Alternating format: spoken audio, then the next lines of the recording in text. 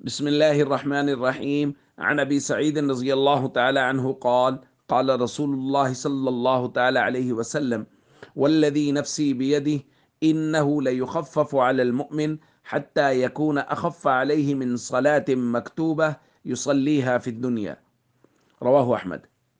حضرت ابو سعید خدری رضی اللہ تعالیٰ عنہ بیان فرماتے ہیں کہ نبی کریم صلی اللہ علیہ وسلم سے درخواست کی گئی، یا رسول اللہ صلی اللہ علیہ وسلم، قرآن کریم میں قیامت کے متعلق کہا گیا ہے یومن کان مقدارہ 50,000 سنہ، کہ قیامت کا دن 50,000 سال کا ہوگا۔ ما اطول هذا اليوم، یا رسول اللہ یہ تو بہت لمبا دن ہوگا، اس دن کس کو طاقت اور قدرت ہوگی کہ وہ اس دن کو برداشت کر سکے؟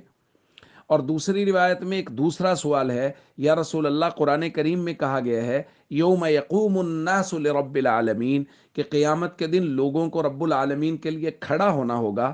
من یقوی علی القیام یوم القیامہ، یا رسول اللہ قیامت کے دن کھڑا رہنے پہ کون قادر اور طاقت رکھ سکتا ہے؟ تو اس وقت نبی کریم صلی اللہ علیہ وسلم نے یہ جواب ارشاد فرمایا جو آج تلاوت کیا گیا۔